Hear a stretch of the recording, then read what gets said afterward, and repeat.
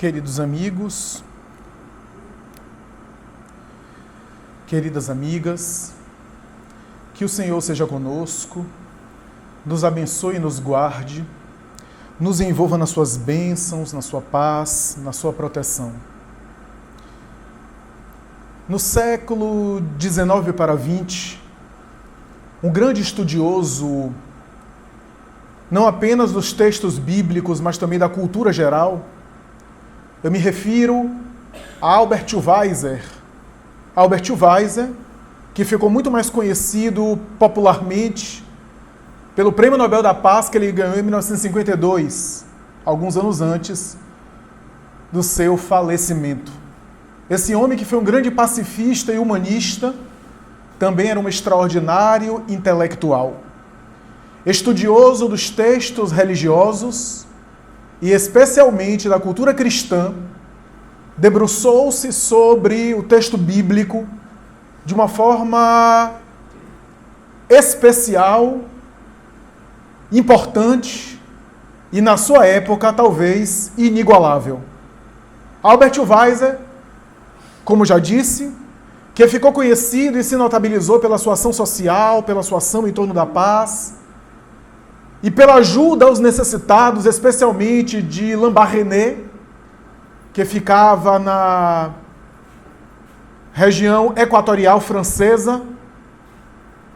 Esse homem, que foi vítima dos campos de concentração e que sobreviveu às duas grandes guerras mundiais do século XX, 1914 e 1918, 1939 e 1945, esse homem especial lançou uma obra que no seu tempo se tornou uma referência a respeito do assunto, obra essa que ele deu o nome de Em Busca de Jesus Histórico, ou Em Busca do Cristo Histórico.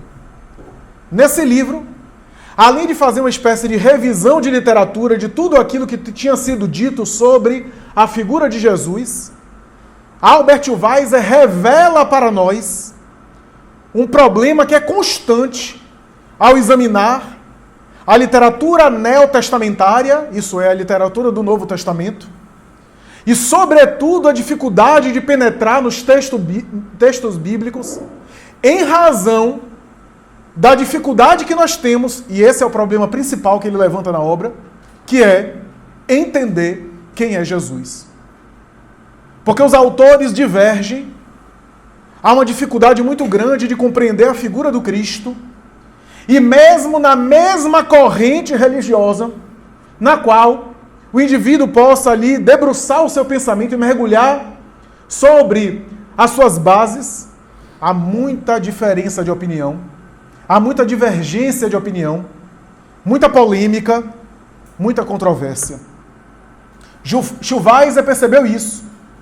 E quando lançou Em Busca de Jesus Histórico, ou Em Busca do Cristo Histórico, ele faz uma revisão de literatura da teologia e tenta fazer aquilo que é o sonho de consumo de boa parte dos intelectuais que estudam a cristologia, a tradição do cristianismo ao longo dos tempos, que é separar o Jesus teológico, o Jesus que foi construído pela religião ao longo dos tempos, do homem histórico.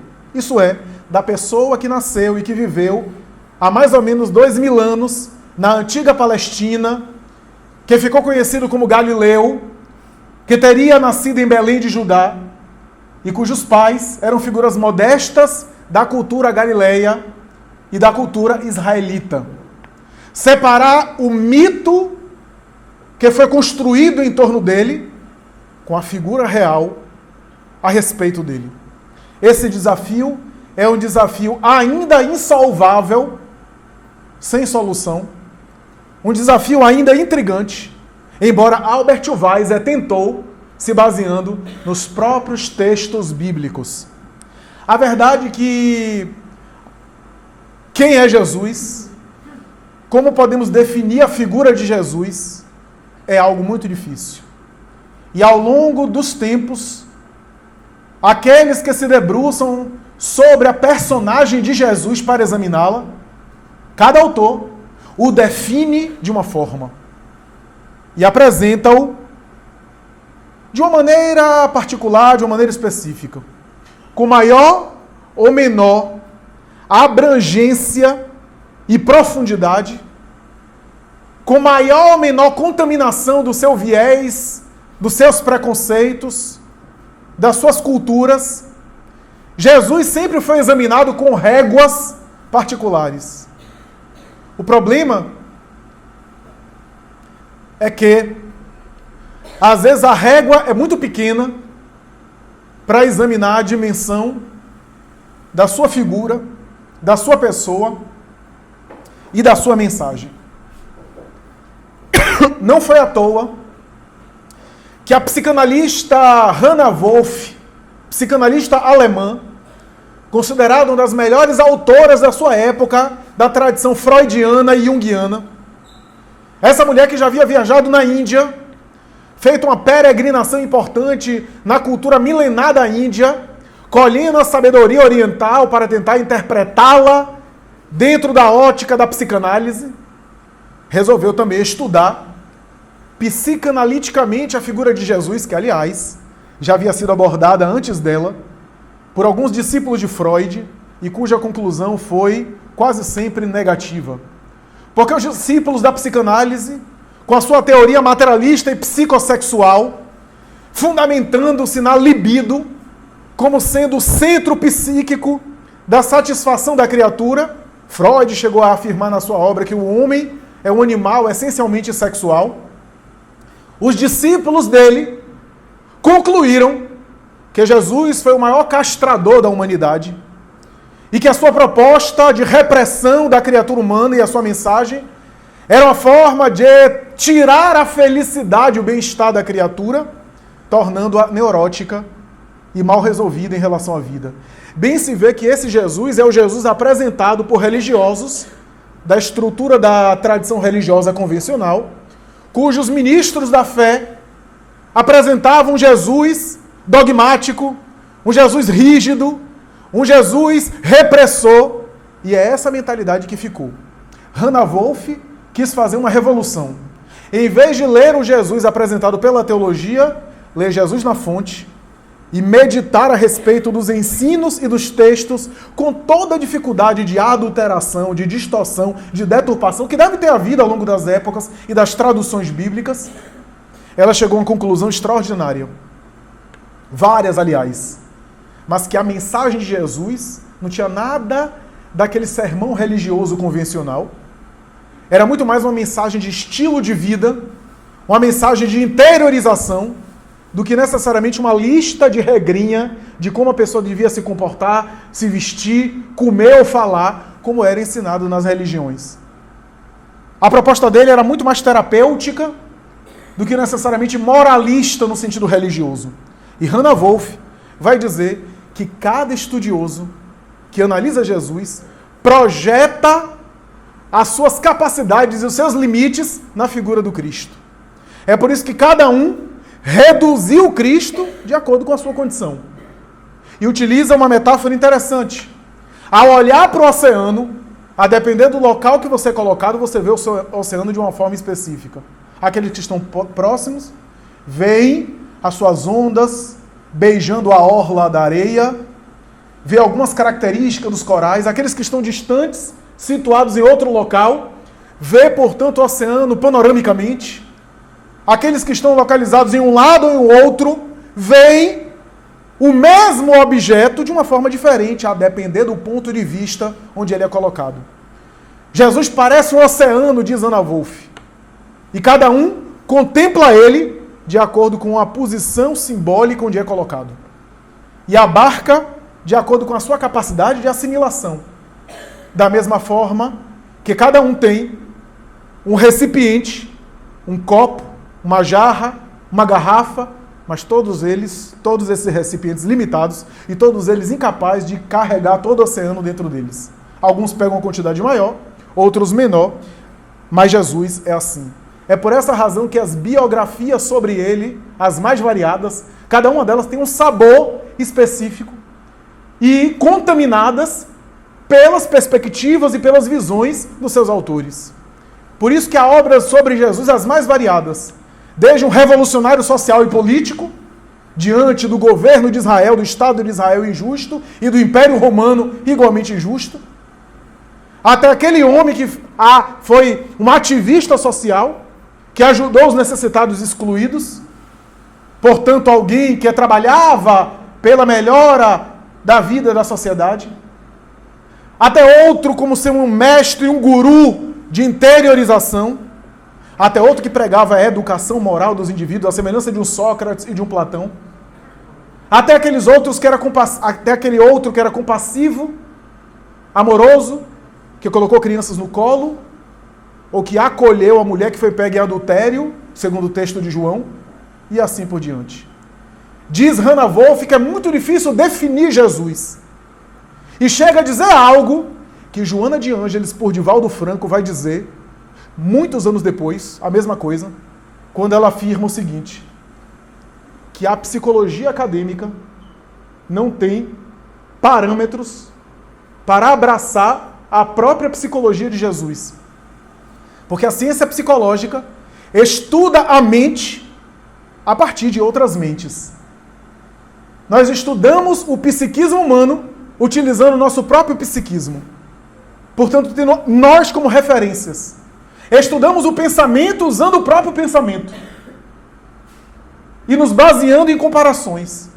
Só que a estrutura psíquica de Jesus parece não caber na própria psicologia convencional. Joana vai dizer isso algum tempo depois, no prefácio da obra Desperte e Seja Feliz, e no capítulo 1, chamado O Homem Jesus. Mas por que eu estou dizendo isso? Porque quando você pega uma obra e lê uma obra, mesmo os evangelhos, ali é um recorte de uma vida. E um livro não pode ser maior do que uma própria vida. Eu estava lendo recentemente a vida de Steve Jobs. Uma biografia, inclusive, bem detalhada do grande magnata e CEO, empresário da tecnologia, falecido. Alguns detalhes da sua vida, etc. Biografia autorizada por ele, inclusive. Riquíssima biografia. Uma biografia, inclusive, grande. Mas, por maior que seja a biografia, 500 páginas, 1000 páginas se fosse, que não é, mas se fosse 1000 páginas, a biografia não ia caber toda a vida dele. Porque a vida dele é tão mais rica de detalhes que é impossível colocar tudo num livro. É o mesmo que acontece com Jesus. Mesmo seus evangelhos são recortes muito especiais, porque não era qualquer um que estava ali escrevendo. Mas o próprio evangelista João fala o que eu estou falando. Se todos os livros fossem escritos sobre ele, faltariam coisas para dizer a respeito dele. João coloca isso no seu evangelho. A confusão sobre Jesus existe, me permitam, até entre os espíritas. Quem conhece os estudiosos espíritas e as correntes dentro do espiritismo sabe que há divergências a respeito de alguns pontos doutrinários, inclusive acerca da personagem de Jesus. Já tive a oportunidade de conversar com alguns companheiros que entendem Jesus de uma outra maneira que nós, e que é a literatura mediúnica mais conhecida. Um deles eu tive uma longa conversa, e outro que nós conversamos recentemente, e alguns espíritas acreditam, baseado no texto de Allan Kardec, em cima dos textos de Allan Kardec, mas a conclusão às vezes é diferente, é distinta, e é válido, é rico isso, diferença de opiniões. Não tem nenhum prejuízo em relação a isso. Que Jesus era um espírito superior, que é. E é um espírito superior igual a outros. Deus envia os seus missionários, expressão correta, afirmação correta. Deus envia os seus missionários, e os missionários de Deus não se concentram apenas em um só, em vários, o que é verdade. E Deus envia os seus missionários o tempo todo, que são seus embaixadores para transmitir a verdade. Ao longo das épocas, a humanidade sempre recebe os seus missionários. E Jesus é apenas um deles. Há algo semelhante do que acontece com alguns judeus que não acreditam em Jesus como Messias e que consideram Jesus apenas um profeta, mas não o profeta por excelência, digamos assim. E baseado na questão 625 do Livro dos Espíritos, alguns espíritas ali estão dizendo, porque quando a gente diz, não, a questão 625 diz que qual é o tipo mais perfeito que Deus ofereceu ao homem para servir de modelo e guia. A resposta é Jesus. E aí, um deles me falou, pois é, Flávio, está dizendo que é o tipo mais perfeito, não é o único. Portanto, há outros. Não é só Jesus, é um espírito superior. Não é único. A afirmação está correta. Deus não concentra a sua missão, a sua mensagem apenas na pessoa de um missionário só. Só que, em nosso modo de entender, está incompleta. Jesus não é um espírito superior convencional. Jesus não simboliza apenas um espírito elevado. Palavras de Allan Kardec em A Gênese. É o espírito puro por excelência. É assim que Kardec descreve Jesus. É o espírito puro por excelência. Ora, e um deles, porque há uma linha de raciocínio dentro do espiritismo que diz o seguinte, que Kardec recebeu o espiritismo dos espíritos numa França do século XIX, França católica, portanto contaminada com o paradigma católico, e portanto Kardec também foi contaminado pelo paradigma católico, e por isso os espíritos falaram de Jesus. Se Kardec tivesse, sei lá, na Índia, os espíritos falariam de Buda. Aí eu perguntei, e a França católica era reencarnacionista? Porque os espíritos também falaram de reencarnação. E ainda era materialista. E propalaram ideias que estavam presentes só no Oriente, na tradição oriental. Como é o caso do perispírito, que está presente na tradição oriental, como os corpos astrais e assim por diante. Kardec evitou essa nomenclatura. O que os espíritos trazem a Allan Kardec, como ele mesmo diz, não é a opinião isolada de um espírito, mas o consenso de vários espíritos que Allan Kardec teve a oportunidade de perguntar, de questionar, até chegar num consenso do mundo espiritual. Dizer que os próprios espíritos estavam contaminados pelo paradigma católico romano, que, aliás, o paradigma católico romano considera Jesus Deus, e os espíritos não trazem Jesus como o próprio Deus, mas como espírito como nós, mas não necessariamente como nós. Na escala espírita, a questão 100 em diante, Allan Kardec vai dizer o seguinte, que a evolução espiritual se dá de tal forma que há escalas, há níveis. E ele difere em 3, espíritos imperfeitos, espíritos superiores e espíritos puros. Os espíritos imperfeitos, que somos nós, com perdão de alguém que não estiver aí, me desculpe, mas estou me incluindo. Os espíritos imperfeitos são aqueles em quem a matéria predomina ainda, os sentimentos inferiores ainda aparecem, predominam, e há ainda uma incompreensão da própria divindade, e estão ainda se esforçando por evoluir muito intelectual e moralmente. A gente, grosso modo. Espíritos superiores é aqueles que já alcançaram, que já conquistaram boa parte das virtudes, digamos assim, que são admiradas pela humanidade, intelectualmente e moralmente. São espíritos que são exemplos para a humanidade, iluminam a Terra, e eles predominam sobre a matéria. Aí Kardec coloca espíritos puros. Nenhuma influência da matéria, mesmo quando estão no corpo físico. Tornam-se infalíveis aqui moralmente, tá? Infalíveis, mesmo quando estão encarnados. Já superaram a necessidade de encarnar. Já conquistaram e gozaram de todas as virtudes possíveis que a criatura, ao longo das suas evoluções, as suas encarnações, pode alcançar. Estão num grau de perfeição relativa, ou de pureza relativa, porque pureza absoluta só Deus, destinada à criatura. E estão em conexão direta com a própria divindade. E Kardec diz, e coloca Jesus nessa colocação, na condição de espírito puro. Diz ainda o próprio codificador, e mais tarde Emmanuel, em A Caminho da Luz. Quem lê a Revista Espírita e algumas obras, ainda dizem um pouquinho mais. Vão dizer o seguinte: você há de convir que o espírito puro, que ficou puro agora, acabou de desencarnar, a última encarnação, por uma dedução lógica, não é a mesma condição de um espírito puro que está há bilhões de anos puro. Porque esse espírito puro não ficou parado no céu, ouvindo a mesma música chata das harpas dos anjos, que deve ser enlouquecedor, a mesma melodia, e não fazendo nada. Então esse espírito que já é puro há muitos bilhões de anos, deve ser um pouco diferente daquele que acabou de desencarnar na sua última encarnação. Os espíritos puros não precisam encarnar, só encarnam em missões muito especiais, diz ainda Kardec. Então deve haver diferenças. Alguns autores defendem, baseado num texto chamado Os Messias do Espiritismo, na Revista Espírita, alguns autores dividem dizendo o seguinte, que quando o espírito se torna puro, ou seja, não precisa mais reencarnar, começa uma nova evolução. Começa uma evolução do zero. Do zero aspas, né? Num grau de pureza que eles têm. E a partir daí eles evoluem no mundo espiritual, e cuja evolução a gente não tem menor ideia de como é que isso se dá, até alcançar a condição de Cristos. Eu não sei se a gente precisa se preocupar com isso agora. Eu acho que não. Porque quando Emmanuel fala sobre Jesus, Emmanuel vai dizer, até onde eu sei, ou seja, tinha coisa que ele não sabe, até onde me chegam essas informações, porque a comunidade que ele pertence são de seres angélicos, onde eu não tenho acesso, ele diz isso em outras palavras, em A Caminho da Luz, capítulo 1, Comunidade dos Seres Angélicos. Na formação inicial do planeta Terra, diz Emmanuel, 4,6 bilhões de anos, 4,8 bilhões de anos, segundo os dados.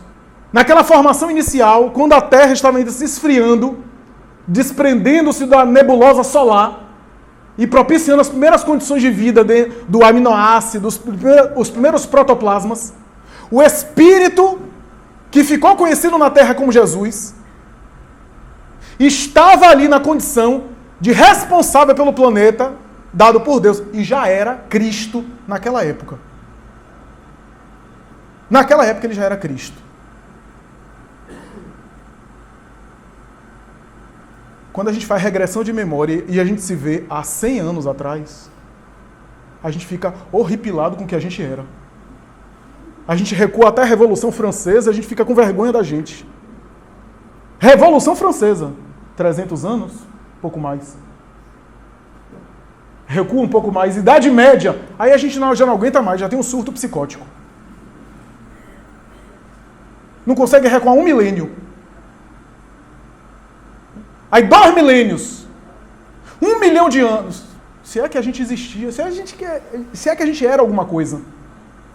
Há 4,8 bilhões de anos, o Espírito conhecido como Jesus já havia realizado esse processo, a ponto de Emmanuel dizer na Caminho da Luz que os planetas, por onde ele evoluiu, porque ele é um Espírito como nós, foi criado por Deus em algum momento, como não há diferença, não há injustiça, todos os Espíritos são criados simples e ignorantes, questão 115 do Livro dos Espíritos. Então partiu do mesmo ponto que nós. Emmanuel vai dizer, os planetas por onde ele reencarnou e evoluiu, já se transformaram em poeira cósmica, já foram consumidos e se tornaram poeira das estrelas. Já não existem mais. Então quando você olha Jesus, Jesus, aquele profeta barbudo, isso é pouca coisa. Alguém deve estar dizendo, ele está fugindo do tema. Não estou não, tenha calma. Até meia-noite isso daqui acaba. Brincadeira. Porque o texto de Amélia Rodrigues fala especialmente do contato de Jesus com seus apóstolos, fidelidade e paz na obra Vivendo com Jesus. E esse texto fala desse contato dele com os discípulos e o despertamento dos discípulos. Que um dos grandes elementos da sua mensagem era a relação dele com os apóstolos. O colégio dos apóstolos que ele escolheu, Emmanuel vai dizer, ele era um espírito puro. Ele poderia até agir sozinho, graças às suas potencialidades, mas ele fez questão de contar com uma equipe de colaboradores que pudessem entendê-lo, pelo menos de maneira relativa, a fim de ele passar a lição da humanidade a respeito de uma lei indispensável, que é a lei de cooperação. Porque sem cooperação, diz ele, não há amor. E o amor é o clima do universo. Nós nos interdependemos. A evolução é nossa, é pessoal. Mas eu não caminho sozinho. Eu tenho que caminhar com as minhas pernas, mas em contato com o outro. É assim no mundo espiritual, é assim no mundo material. Nós somos sempre ajudados. Às vezes sem percebermos que estamos sendo ajudados. A pergunta é, qual é a escolha, qual é o critério que ele teve de escolha para escolher aqueles apóstolos? Aqueles discípulos, que eram homens paradoxais, contraditórios. Não parece que é uma escolha aleatória. Ele passou na praia de Cafarnaum e foi chamando assim, como está no texto evangélico. Isso é apenas é apenas o cartão postal. Há raízes e razões espirituais por detrás. Uma coisa é certa, os apóstolos não eram anjos, portanto não eram espíritos puros como ele, não eram cristos como ele. Gente, ele estava na comunidade de seres crísticos.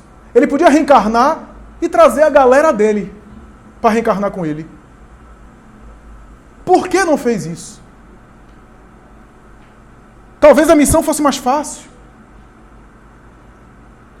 Mas a comunidade de seres puros ficou. O único espírito puro, segundo Joana de Ângeles, que pisou na terra foi ele. O restante eram espíritos missionários, alguns eram secretários e funcionários dele, do próprio Jesus. Quem leu O Caminho da Luz vai ver Sócrates, quando vai reencarnar, pede a bênção dele. Porque era um dos ministros dele no mundo espiritual. Ora, os apóstolos não eram anjos.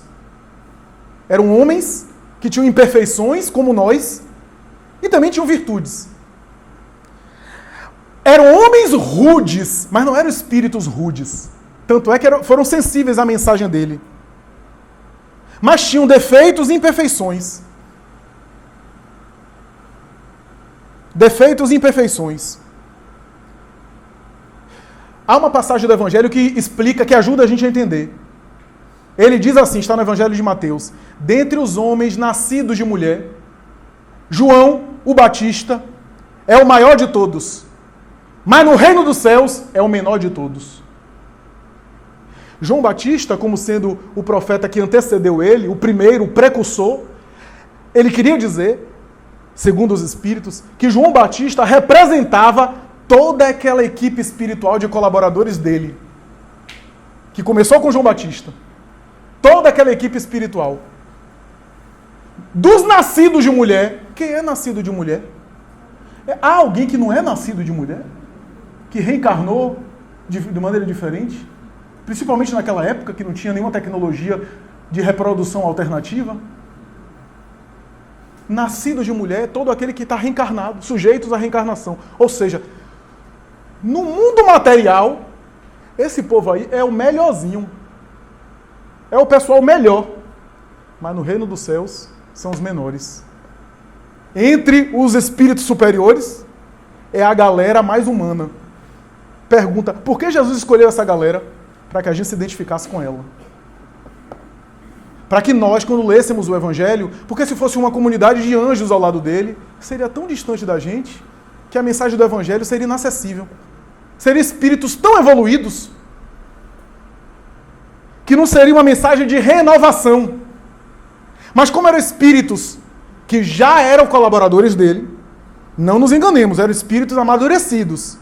Mas espíritos ainda com paixões humanas, com dificuldades humanas, representavam aquilo que nós somos. Para que quando a gente lesse o Evangelho, a gente se identificasse com eles. Para que a gente pudesse se ver neles, nas lições. O que significa dizer que os apóstolos, todos eles, e quando eu falo apóstolo aqui, eu não estou reduzindo aos 12 não, tá? Estou incluindo o apóstolo Paulo, eu estou incluindo Maria de Madalena, eu estou incluindo José, o seu genitor biológico, eu estou Maria de Nazaré, toda essa José de Arimateia, Simeão do Templo, esses espíritos faziam parte de uma equipe espiritual que reencarnou para colaborar com ele. Colaborar com ele. Essas pessoas, especialmente os 12, é uma miniatura da humanidade toda. É um arquétipo de toda a humanidade. Um arquétipo. Se você olhar só para os 12 agora, se você olhar para os 12, você encontrará todos os defeitos e todas as virtudes que você pode encontrar na humanidade. Você encontra de tudo. Era um material humano que Jesus usou para nos ensinar redenção. Ou, se quiser, renovação.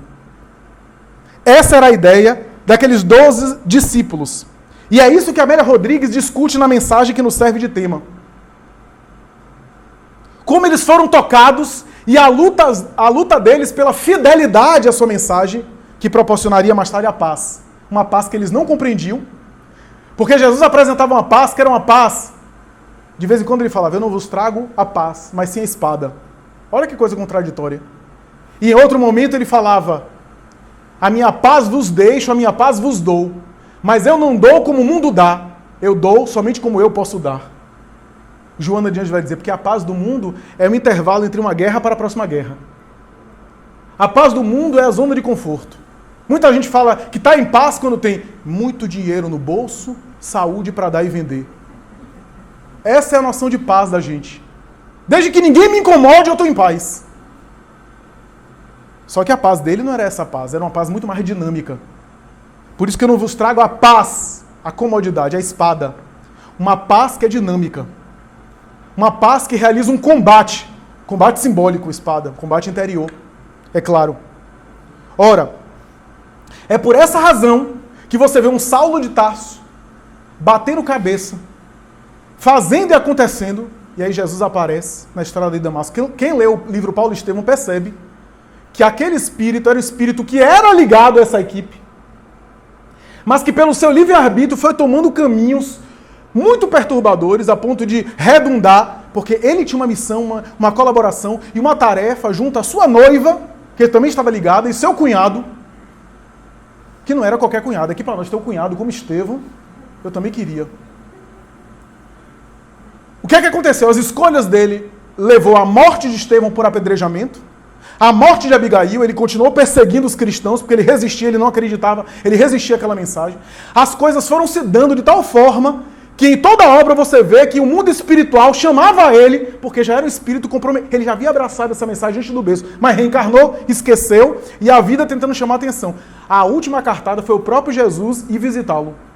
Aí ele tombou, só que aí ele tinha também o preço das escolhas antes.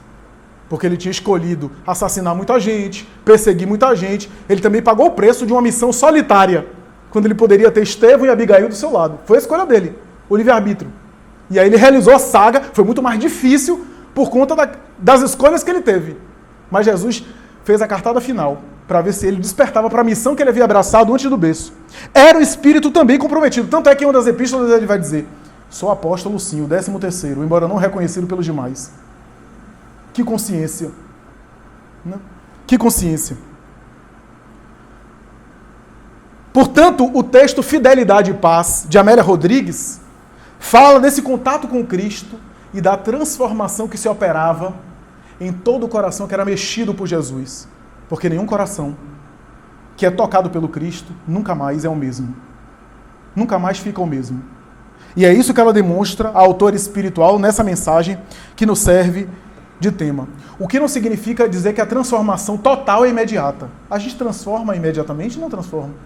Às vezes a gente desperta para a espiritualidade a partir da leitura de um livro, mas até aqueles conhecimentos estarem sedimentados, para operar nossa renovação por completo, a gente ainda bate muita cabeça, ainda se equivoca. E mesmo na atividade já desperto, quantas vezes a gente se equivoca?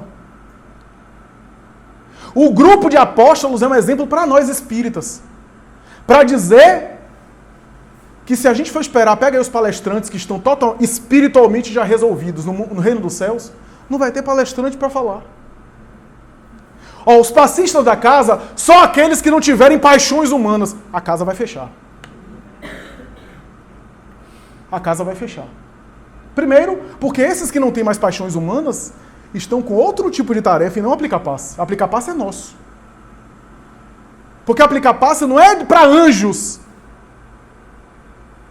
Aplicar passe não é para a pessoa que está sem defeitos. Não é ficar sem defeito para aplicar passe. Aplicar passe é uma tarefa que nos ajuda a trabalhar os nossos defeitos. O palestrante fala para ele também ouvir e se melhorando com a palestra que ele faz. Eu não quero dizer aqui, não estou aqui exemplificando e querendo aqui advogar a ideia de que a pessoa também está descomprometida com a tarefa e está assumindo uma tarefa que não tem perfil. É alguém que está tentando, mas se a gente for pegar alguém sem erro para a atividade nossa, não vai ter ninguém. Porque a atividade com Cristo não é de pessoas sem defeitos. É de servidores de boa vontade e de corações abertos. Essa é a ideia. E há alguns que foram tocados por ele e despertaram depois. Emmanuel, essa história é conhecida, estava encarnado como senador Públio Lentulus. O contato, capítulo 5 de Há 2000 anos, o Messias de Nazaré, sua filha doente, de lepra, o termo lepra que era usado na época não era todo mundo de mal de Hansen, não. Lepra era qualquer dermatose, qualquer problema dermatológico. A sua filha Flávia Lentulha, hoje sabemos que é o próprio Chico Xavier reencarnado, estava em aberta e feridas, não resolvia nenhum tratamento da época. A sua esposa Lívia disse, vai ao BC de Nazaré que ele está passando por aqui. Ele, senador de Roma, orgulhoso, vai. E o diálogo é lindíssimo. O diálogo de Jesus com Públio Lentulus, como toda obra de há 2000 anos, é de alto nível. Mesmo que você não acredite em nada, você pode ler como sendo uma literatura de alto nível. É credora de Prêmio Nobel da Paz, Nobel de Literatura. Eu leio um romance de Emmanuel, eu não consigo colocar Gabriel Garcia Marques acima dele. Qualquer autor aí que você cite, Prêmio Nobel de Literatura, José Saramago e outro. Como literatura, é alto nível. Mesmo que você não acredite. O encontro dele, Públio Lentulus, Emmanuel reencarnado com Jesus, é impressionante. Ele vai, todo orgulhoso, Jesus passa de maneira simples, olha para ele e diz, senador, que queres tu de mim? Seria melhor que tu me procurasses à luz do dia, para que todos vissem a necessidade que toda criatura tem de Deus. Emmanuel descreve que o contato com aquela criatura foi tão impactante que o senador não conseguia falar, raciocinar. Ficou meio que gago, meio que nervoso. E quando se viu, estava de joelhos, chorando. E com o pensamento, como é que eu estou chorando diante de um Galileu aqui? E aí Jesus, adivinhando os pensamentos dele, disse assim, volta para casa, tua filha está curada. E não por ti, coração de senador orgulhoso de homem de Estado e do mundo. Eu nunca vi ninguém dizer tanto desaforo com elegância. Não por ti, homem de Estado e orgulhoso e superficial, ainda disse isso. Mas pelo coração de sua mulher, que agora está orando no leito de sua filhinha. Soa para ti, no relógio da eternidade, um minuto glorioso. Mudar de vida agora e abraçar a mensagem que eu apresento, ou se quiser, daqui a alguns séculos. No livro Amor e Sabedoria de Emmanuel, ele escreve uma mensagem, depois que o livro é concluído, ele escreve uma mensagem falando, Jesus me disse que eu poderia optar àquele momento ou daqui a alguns séculos. Eu escolhi os séculos. Só 1500 anos depois, eu pude compreender a mensagem dele, e na reencarnação como Padre Manuel da Nóbrega, chegando no Brasil, evangelizando silvícolas, fundando escolas, e ao lado de Anchieta, fundando a cidade de São Paulo, homenageando o próprio apóstolo Paulo, é que pude compreender a missão dele, que Lívia, minha esposa, há 2000 anos, havia compreendido. Só 1500 anos depois. É por isso que o Joana de Ângeles, em uma mensagem recente, vai dizer, aqueles que contactaram ele, e que Jesus contactou, e que sensibilizaram, Jesus sabia que estava falando para espíritos e não para corpos. O convite que Jesus fazia para alguns não era para aquele momento, era para as próximas encarnações. Daí Joana dizer que muitos daqueles que foram tocados por ele, mas não seguiram ele naquele momento, seriam mais tarde, séculos depois, os futuros colaboradores da sua mensagem. Então, se você acha que Jesus estava passeando na praia de Cafarnaum, uma cidade que é menor, talvez seja do tamanho da Pituba, pouquíssimas casas, e ele estava querendo revolucionar o mundo naquela cidadezinha minúscula, ele está chamando espíritos para uma revolução ao longo dos anos. Ou melhor, ao longo dos tempos. Essa é a ideia. E é isso que a Amélia Rodrigues discute na mensagem que nos serve de tema. E ela chama atenção para os 3 discípulos mais próximos do Cristo. Pedro, João e Tiago. Especialmente chamados filhos do trovão, João e Tiago. João e Tiago eram filhos do casal Zebedeu. E a mãe dos filhos de Zebedeu, mulheres me perdoem, mas é assim que o texto está, porque na cultura patriarcal da época, machista, a mulher não tinha nome, era a mãe dos filhos de Zebedeu, porque o nome do pai e a cultura patriarcal é que dominava. Hoje a gente sabe que o nome dela era Salomé. Não a Salomé de Herodes, outra Salomé. Maria Salomé. Mas o texto está assim, a mãe dos filhos de Zebedeu foi ter com Jesus e tem um diálogo com Jesus que a Amélia Rodrigues coloca logo no início dessa mensagem. Porque ao estabelecer o seu reino, as criaturas não entendendo direito, não compreendiam profundamente, totalmente a sua mensagem. Muitos acreditavam que o reino que ele estava denunciando era um reino político. Era uma espécie de Estado, né, que deveria derrubar num golpe de Estado Israel. E como o reinado de Herodes estava ameaçado e do próprio Tibério estava a ponto de cair para dar espaço a um outro imperador, ela, sabendo das notícias, havia uma crise política na época, eu acredito que mais do que a crise política que a gente vive hoje, muito mais, que a briga da família Herodes era um negócio de carnificina.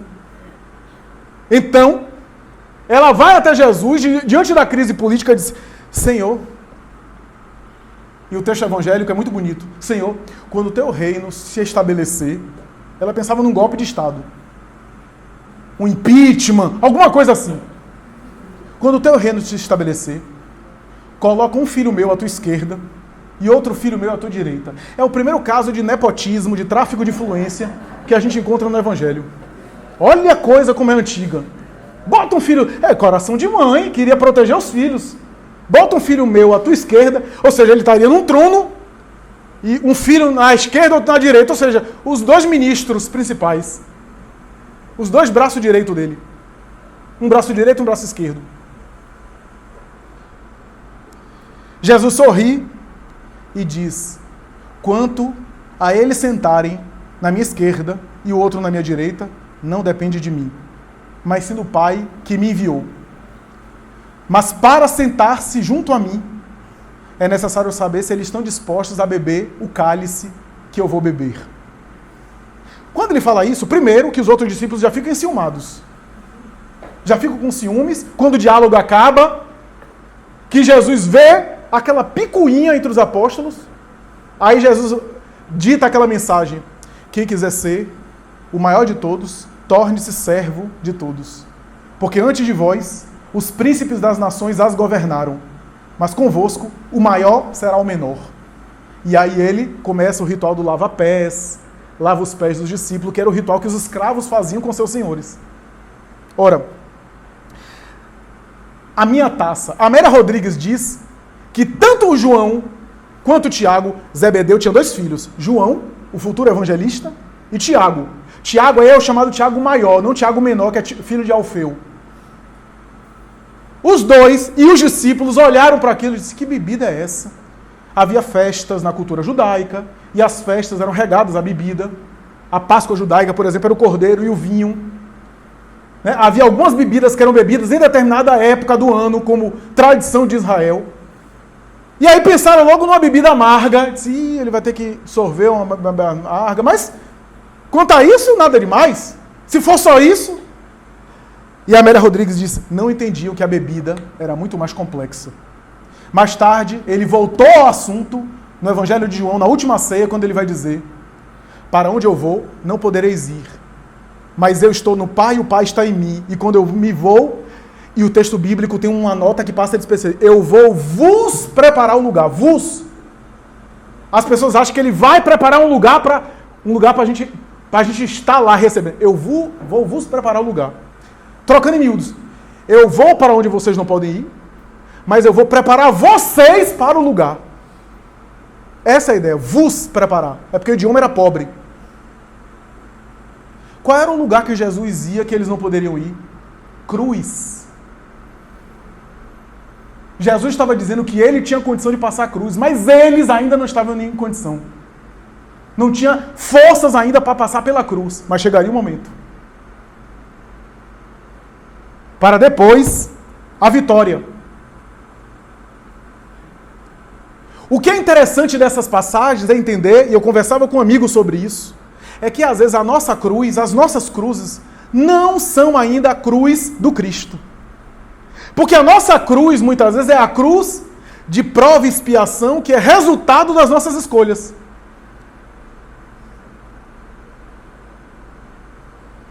Comemos demais, temos hérnia, gastroenterite, problemas de saúde. Nos excedemos, aí começamos a expiar por causa dos nossos excessos. Nos acabamos no cigarro, aí temos problemas respiratórios. A expiação é efeito das nossas próprias escolhas equivocadas e a expiação faz a gente regularizar o débito que a gente mesmo buscou agora. A cruz do Cristo é outro nível. É alguém que já está iluminando ou iluminado, alguém que já está no exemplo, na dedicação e paga o preço para isso na sublimação total. É o exemplo da sublimação do Espírito. Por isso que os pés dele, diz Emmanuel, não ficam no chão. Ficam pendurados. Para dizer que ele estava como a ponte que liga a terra com o céu. E os braços abertos de quem abraça todo mundo. O Espírito que se sublimou já está de braços abertos, como asas. Aí você entende algumas mensagens do Evangelho. A dor é uma bênção que Deus envia ao seu... Eu já me revoltei com essa frase. Está lá no Evangelho. A dor é uma mensagem do Espírito amigo. A dor é uma bênção que Deus envia aos seus eleitos. Quer dizer, os eleitos de Deus, Deus envia dor como bênção. Eu não entendi que aquilo que a gente chama de dores do mundo são experiências que fazem a gente crescer mais. Só que quem é que tem condição de aproveitar a dor ou a experiência difícil? Espíritos já amadurecidos. Porque a dor pode revoltar ou pode amadurecer. Depende de como a gente lida com o sofrimento. Então há espíritos tão infantis que a gente se revolta, não acontece nada com esse sujeito. Apronta pra caramba e não acontece nada.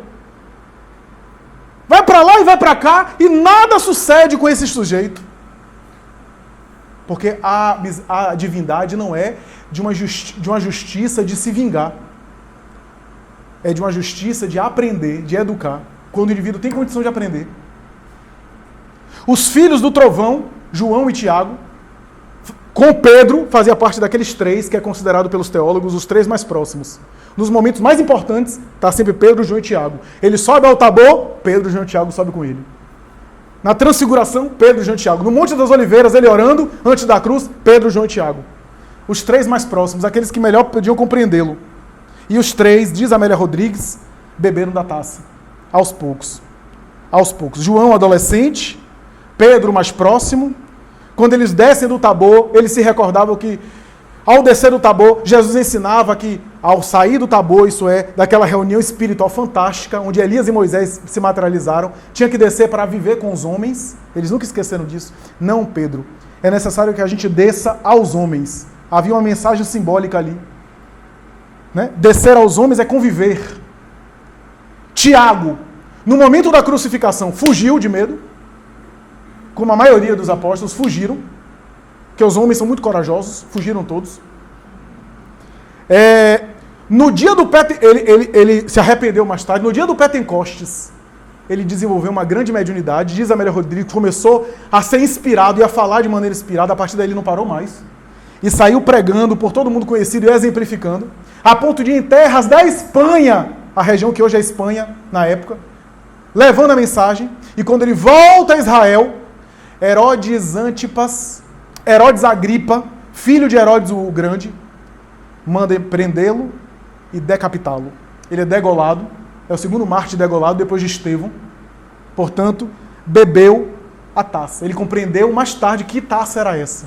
Pedro chorou amargamente, negou Jesus. Olha, Pedro era o anfitrião principal de Jesus. Jesus quase nunca dormia mais de 2 vezes na casa de alguém. Dormiu talvez uma vez na casa de Maria e Marta, irmã de Lázaro, aqui acolá, Zaqueu uma vez, etc. Mas no caso de Simão Pedro, o Evangelho diz que ele ficava hospedado várias vezes, abria o texto, lia, fazia o que a gente faz hoje, o culto evangélico, na época era do Antigo Testamento. As más línguas diziam que ele ia muito para a casa de Pedro, porque Pedro morava com a sogra. Era para dar forças para ele. Mas isso eu acho que é intriga de Nora. A verdade é que, com toda a dedicação, quando houve o lava-pés, Pedro disse, não, a mim você não me lava os pés. Quer dizer, no fundo havia um orgulho ali. Ele lavava os pés de todo mundo, mas a mim não. E Jesus vai dizer, se eu não te lavar os pés, tu não tens nada comigo. Aí Pedro diz, então não me lava apenas os pés, mas me lava todo. Diz, não, Simão, apenas os pés. Veja o exagero. Mas Pedro era aquela dedicação. E quando Jesus fala, olha, quando Jesus falou isso, estava na última ceia, Jesus já tinha falado que alguém ia trair, todo mundo ficava assim olhando, quem é que vai trair? E aí Jesus olha para Simão e diz assim, e antes que o galo cante, tu me negarás 3 vezes. Ó, eu imagino a cena. Quando Jesus fala isso, eu acho que todo mundo olha para Pedro e diz, é ele. É ele que vai traí-lo. Suspeito principal. Antes que o galo cante, é um símbolo de dizer que antes que o dia abra, isso é, antes que amanhã apareça, antes que você desperte a consciência, que haja o sol, que nasça o sol, que ilumine a sua consciência, você vai me negar. É um símbolo maior. Mas depois dedicou a vida inteira, quase 40 anos de dedicação, amou a humanidade, se dedicou à igreja cristã do caminho, e segundo a tradição espiritual, foi crucificado de cabeça para baixo. Quando ele foi crucificado, me coloque de cabeça para baixo, porque eu não quero ser crucificado igual a ele, para não banalizar o que aconteceu com ele. Ele foi crucificado de cabeça para baixo. João Evangelista, discípulo amado, aderiu ao adolescente, não compreendia muita coisa, temperamento forte, autor do Evangelho e mais tarde dos Apocalipse. Deu a vida inteira de dedicação até 90 anos, não morreu de morte matada, mas de morte morrida, morreu de idade avançada, mas doou-se integralmente mais tarde, séculos depois, reencarnaria como Francisco de Assis. Beberia a taça, diz ainda Amélia Rodrigues. Não é uma mensagem negativa, já caminhando para a conclusão. Não é uma mensagem pessimista. É uma mensagem que todos nós teremos que passar por algum momento pela nossa sublimação. Que aos olhos do mundo pode ser doloroso. Todos nós temos que ser chamados em algum momento. Porque como é que eu exercito virtudes espirituais? Eu falava isso numa casa agora de tarde. Dai-me paciência. Não peça paciência a Deus.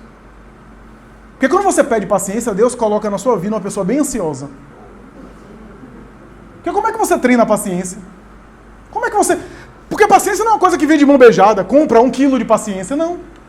Paciência é uma virtude que se exercita e se desenvolve até se internalizar. Então, se você quer paciência, Deus vai lhe dar as oportunidades para você treinar a paciência, até você desenvolvê-la dentro de você. Tudo é conquista do Espírito. E aqui para nós, isso é fácil? Não é. É prazeroso? Não é. Amar no sentido cristão da palavra é dividir. E dividir aqui para nós dói. Dividir espaço, dividir opiniões, ceder para o outro, respeitar a opinião do outro que diverge da nossa. Tudo isso dói ao nosso ego. Tudo isso é difícil. Mesmo na convivência, eu não estou dizendo das grandes agressões, não. Eu não estou dizendo de uma traição, de uma bofetada. Não, eu estou dizendo no dia a dia a gente se atrita. Nas relações humanas a gente se atrita.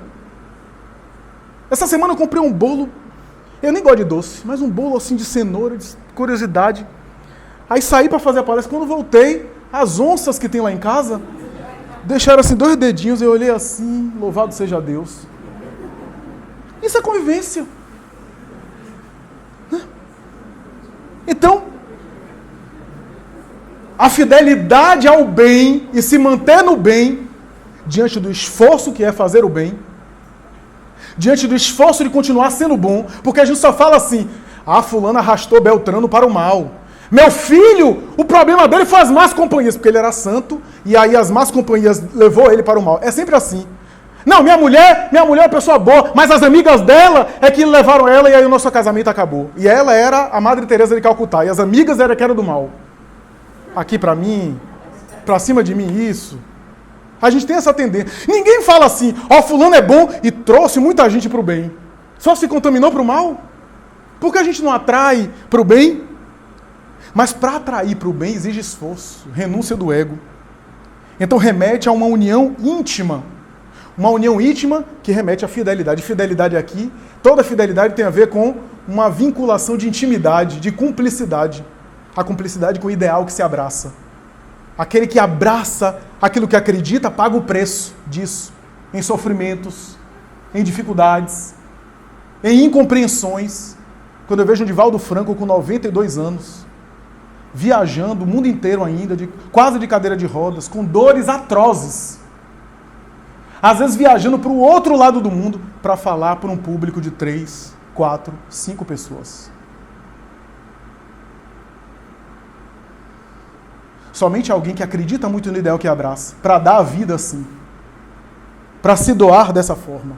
Por isso, Emmanuel, em uma das suas mensagens, vai concluir dizendo o seguinte: se você pega uma espada, as espadas da época, que era ensarrilhada, e que tinha um detalhe duplo, onde segurava a mão, onde se acoplava a mão para segurá-la melhor, esse detalhe duplo aqui, virada pelo avesso e fincada no chão, faz o formato da cruz. A cruz que foi plantada pelo Cristo é o símbolo da espada que guerreava e que foi cravada no solo da terra para se transformar num símbolo de paz. Emmanuel vai dizer que esse é o símbolo da sublimação do espírito. A minha agressividade não será anulada, será transformada e direcionada. Com a mesma agressividade que eu brigo com os outros, essa energia vai ser direcionada para a obstinação do bem, a disciplina, a perseverança, a não desistência do ideal. Porque é a mesma energia dos vícios que se transforma em virtudes. Nada é anulado, tudo é um espírito de sequência, onde uma coisa se aproveita da outra, onde a partir dos instintos se transforma em sentimentos. Nada é perdido no reino do espírito. Por isso que o poeta Rilke vai dizer: eu tenho medo, às vezes, de que todos os meus demônios vão embora, porque ao ir embora todos eles, talvez os meus anjos vão também com eles. Porque dos demônios saem também os anjos. Essa é a mensagem de fidelidade e paz que está presente no livro de Amélia Rodrigues. Muito obrigado, muita paz.